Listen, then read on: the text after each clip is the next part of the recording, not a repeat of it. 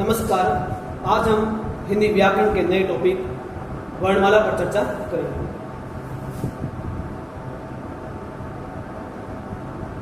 वर्णमाला हिंदी के अंदर सबसे मूलभूत इकाई है। यह हिंदी व्याकरण की सबसे प्रथम इकाई है, जिसके बाद ही हिंदी व्याकरण ग्रंथ का अध्ययन शुरू होता है। वर्णमाला में जाने से पहले हम यह जानना जरूरी है कि वर्ण किसे कहते हैं। वर्ण किसे कहते हैं यह जानना अति आवश्यक है। तो वर्ण की परिभाषा क्या होती है कि भाषा की वह सबसे छोटी इकाई, भाषा की वह सबसे छोटी इकाई जिसके भाषा की वह सबसे छोटी इकाई जिसके टुकड़े नहीं किए जा सकते हैं, जिसके टुकड़े नहीं किए जा सकते हैं, जिसके टुकड़े नहीं किए जा सकते हैं, उसे हम वर्ण कहते हैं। यह वर्णमाला में वर्ण की परिभाषा है कि भाषा की वह सबसे छोटी इकाई जिसके हम टुकड़े नहीं कर सकते हैं, उसे हम वर्ण कहते हैं। अब वर्ण कहते हैं तो वर्ण हमेशा भाषा की सबसे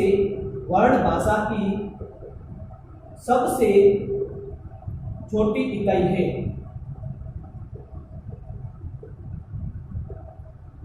हमें साधारणतः प्रश्न पूछते हैं कि भाषा की सबसे छोटी इकाई कौन सी है, तो हमें यह ध्यान रखना है कि वर्ण भाषा की सबसे छोटी इकाई कहलाती है।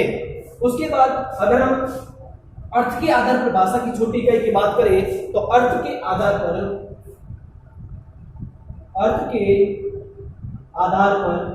भाषा की सबसे छोटी इकाई शब्द कहलाती है।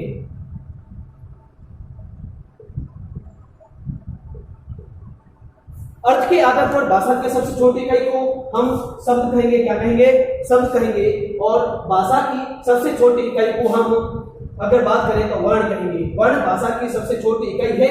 और अर्थ के आधार पर अगर बात करें तो अर्थ के आधार पर भाषा की सबसे छोटी इकाई शब्द कहलाती है। इसकी आगे हम बात करें तो हिंदी वर्णमाला में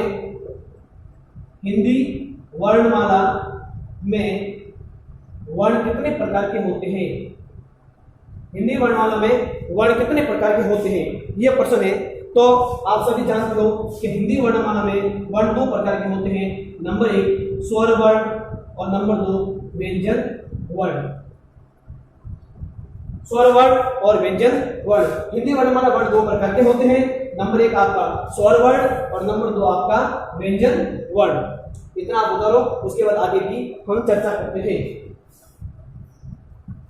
अब देखो, हमने वर्ण की परिभाषा के बारे में पता किया कि भाषा की सबसे छोटी इकाई को हम वर्ण कहते हैं। उसके बाद वर्ण के बारे में हमने चर्चा की। उसके बाद हमने पता किया कि वर्णमाला में वर्ण कितने प्रकार के होते हैं। तो वर्णमाला वर्ण दो प्रकार के होते हैं। नंबर 1 स्वर वर्ण और नंबर 2 व्यंजन वर्ण। अब देखो, स्वर जब हमने पता किया कि वर्ण दो प्रकार के होते हैं। नंबर 1 स्वर वर्ण और नंबर 2 व्यंजन वर्ण।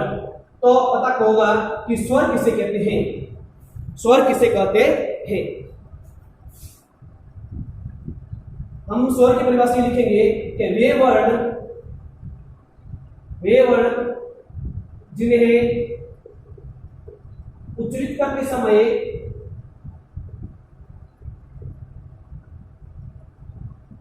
किसी अन्य वर्ण की आवश्यकता नहीं होती है।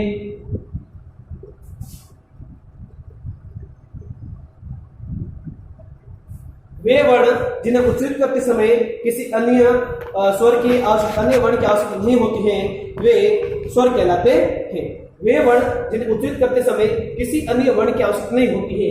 वे वर्ण जिन्हें उच्चारित करते समय किसी अन्य वर्ण की आवश्यकता नहीं होती है, उन्हें हम स्वर कहते हैं। क्या कहते हैं? उन्हें हम स्वर कहते हैं। स्वर अपने आप में किसी भी प्रकार के वर्णों के मेल से नहीं बनते हैं, स्वर अपने आप में स्वतंत्र होते हैं।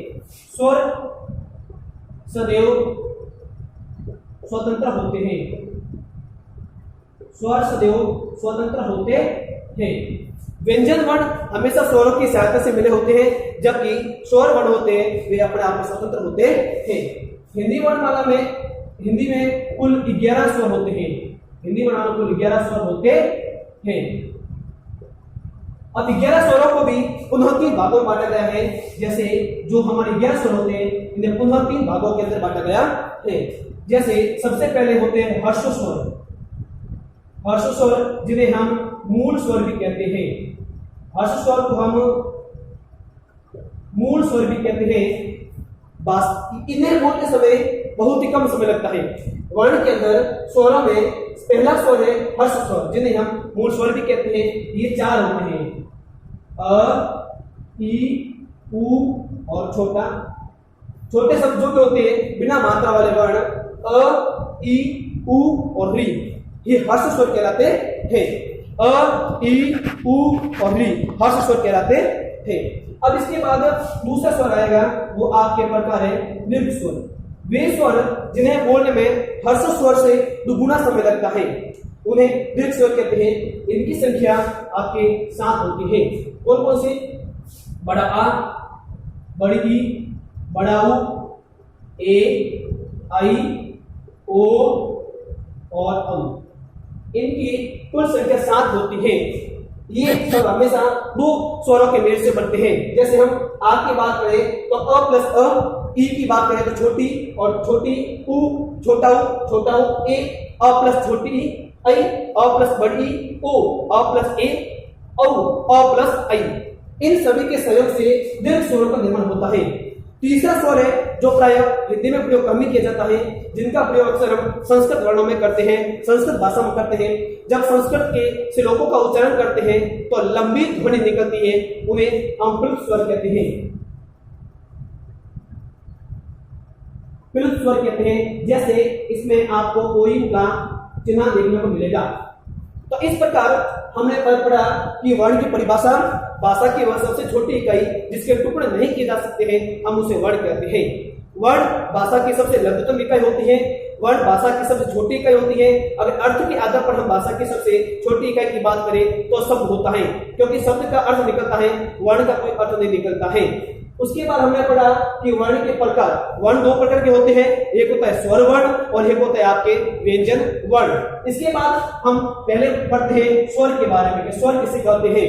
स्वर वे वर्ण जिन्हें उच्चारित करते समय किसी अन्य वर्ण की आवश्यकता नहीं होती है, वे स्वर कहलाते हैं।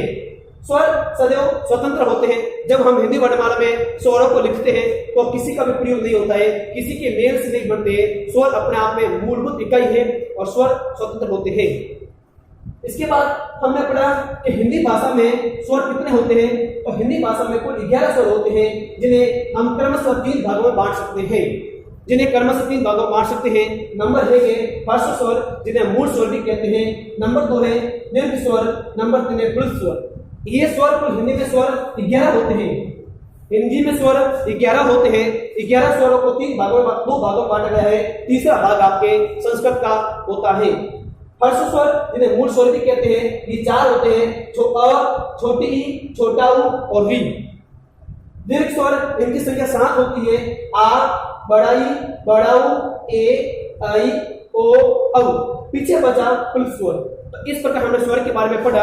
अब 2 स्वर और बच गए आपके अंग, 2 स्वर और बच गए आपके अंग और अह। अंग और अह जिन्हें प्राय हम हिंदी वर्णमाला में स्वरों के अंदर नहीं गिनते हैं, क्योंकि ये अयोगवाह स्वर कहलाते हैं। अयोगवाह स्वर कहलाते हैं। इन्हें हम हिंदी के अंदर प्रयोग नहीं करते हैं, क्योंकि अयोगवाह स्वर कहलाते हैं। इसके बाद हम आगे बढ़ते हैं व्यंजन के बारे में।